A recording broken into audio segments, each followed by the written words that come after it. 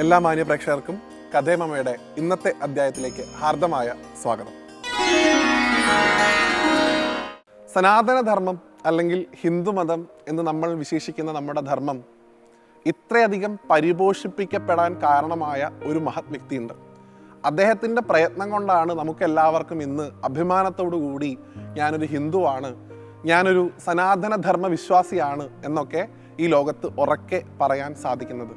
ഷഡ്മതങ്ങളായിട്ട് വിഭജിച്ചിരുന്ന നമ്മുടെ സംസ്കാരത്തെ അദ്വൈത സിദ്ധാന്തം കൊണ്ട് പരിശുദ്ധീകരിച്ച് ഇന്ന് കാണുന്ന രൂപത്തിലേക്ക് മാറ്റിത്തന്ന ആ ശങ്കര ഭഗവത്പാദരെ നമുക്ക് എല്ലാവർക്കും മനസ്സുകൊണ്ട് സാഷ്ടാംഗം നമസ്കരിക്കാം.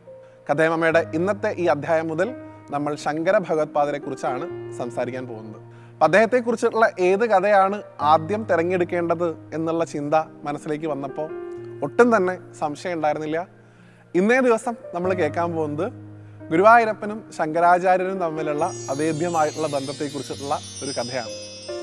ശങ്കര ഭഗവത്പാദരെ ഇകഴ്ത്താനായിട്ട് പലപ്പോഴും ഈ കഥ പറഞ്ഞു കേൾക്കുന്നത് കേൾക്കാം. അങ്ങനെ ഒരിക്കലും ചെയ്യരുത് എന്നുള്ള ഒരു അഭ്യർത്ഥനയാണ് എനിക്ക് ആദ്യം തന്നെ നിങ്ങളുടെ മുന്നിലേക്ക് വെക്കാനുള്ളത്. ഈ കഥയിൽ പറയുന്നത് ശങ്കര ഭഗവത്പാദർ ഒരിക്കൽ അദ്ദേഹത്തിന് ഈ ആകാശത്തിലൂടെ സഞ്ചരിക്കാനുള്ള ശേഷി ഉണ്ടായിരുന്നു എന്നാണ്. അദ്ദേഹം സാക്ഷാൽ മഹാദേവന്റെ അംശമായിട്ടാണ് കണക്കാക്കുന്നത്. അങ്ങനെയുള്ള ഭഗവത്പാദർ ആകാശത്തിലൂടെ സഞ്ചരിക്കുകയായിരുന്നു ഒരു ദിവസം.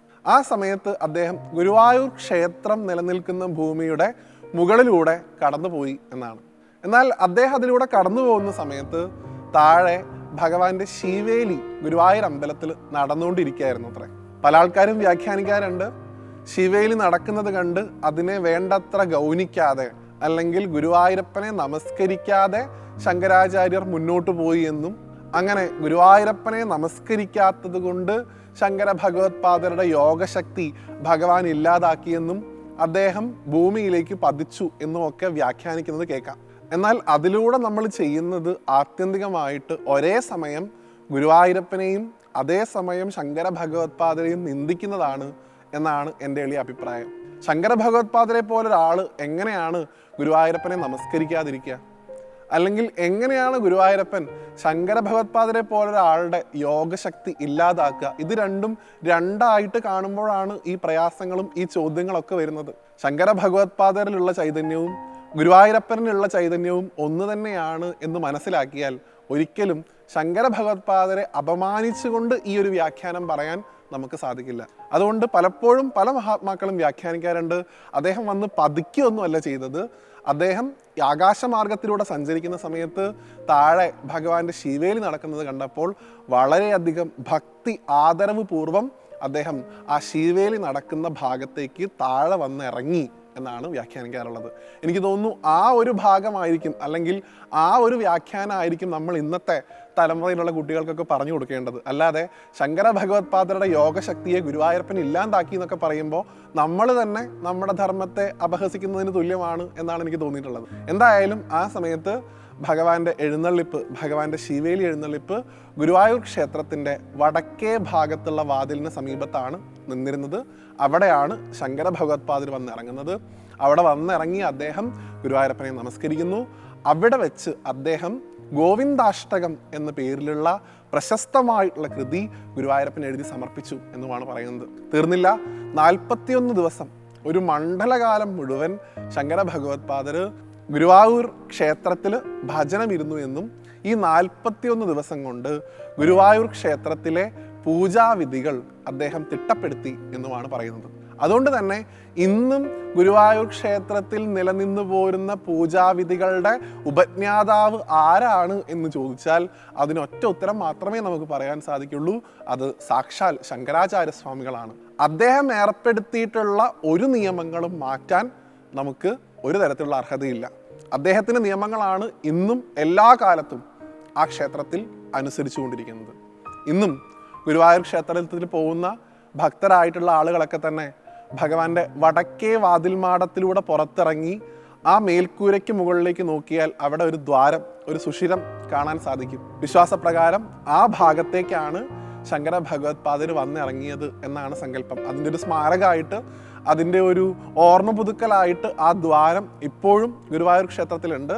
അതിൻ്റെ തൊട്ടടുത്തായിട്ട് തന്നെ ഇപ്പോൾ ഗുരുവായൂർ ദേവസ്വം ശങ്കര ഭഗവത്പാദരുടെ ഒരു പ്രതിമ, ഒരു പൂർണ്ണകായ പ്രതിമ അവിടെ ഒരു തൂണിൽ സ്ഥാപിച്ചിട്ടുണ്ട്.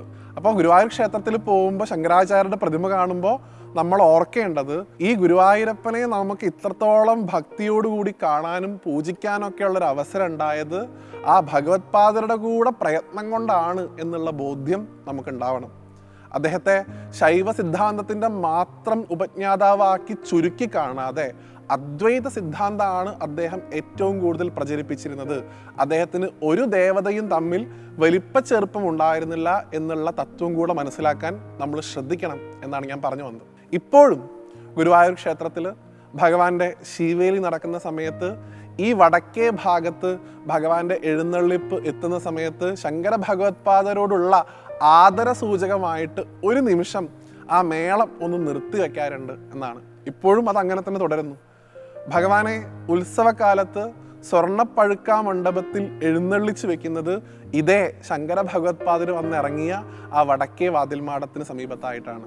കഴിഞ്ഞില്ല, ഭഗവാന്റെ ഏറ്റവും വിശേഷപ്പെട്ട കലാരൂപങ്ങളിൽ ഒന്നായിട്ടുള്ള കൃഷ്ണനാട്ടം കളി നടക്കുന്നതും ഇതേ ശങ്കര ഭഗവത്പാദർ വന്നിറങ്ങി അദ്ദേഹത്തിൻ്റെ പാദസ്പർശം കൊണ്ട് പുണ്യഭൂമിയായി തീർന്നിട്ടുള്ള ആ വടക്കേ വാതിൽമാടത്തിലാണ്. അപ്പം എങ്ങനെ നോക്കിയാലും ഗുരുവായൂർ ക്ഷേത്രത്തിൽ അല്ലെങ്കിൽ ഗുരുവായൂരപ്പന് ശങ്കരാചാര്യരുമായിട്ട് അഭേദ്യമായിട്ടുള്ള ബന്ധമുള്ളതായിട്ട് നമുക്ക് കാണാൻ സാധിക്കും. അങ്ങനെയുള്ള ആ ഭഗവത്പാദരുടെ കൃപ കൊണ്ടാണ് നമുക്ക് എല്ലാവർക്കും ഇന്ന് ഒരു വിഷമം വരുമ്പോൾ, ഒരു സന്തോഷം വരുമ്പോഴൊക്കെ നമ്മുടെ മനസ്സിൽ കൈവച്ചുകൊണ്ട് നമുക്ക് ഗുരുവായൂരപ്പ എന്ന് വിളിക്കാനുള്ള ഒരു അവസരം ഉണ്ടായത് എന്നുകൂടെ ഈ ഒരു അവസരത്തിൽ നമുക്ക് ഓർക്കേണ്ടതായിട്ടുണ്ട്. അതിനൊക്കെ അത്രയധികം കാരുണ്യം നമ്മളിലേക്ക് ചൊരിഞ്ഞ ആ ശങ്കര ഭഗവത്പാദരെ സാഷ്ടാംഗം നമസ്കരിച്ചുകൊണ്ട് അദ്ദേഹവും ഗുരുവായൂരപ്പനുമായിട്ട് ബന്ധപ്പെട്ട ഈ കഥ ഗുരുവായൂരപ്പൻ്റെ പാദാരവിന്ദങ്ങളിൽ സമർപ്പിച്ചുകൊണ്ട് മറ്റൊരു കഥയുമായി വീണ്ടും കാണുന്നത് വരെ എല്ലാവർക്കും ഹൃദയം നിറഞ്ഞ നന്ദി. നമസ്തേ.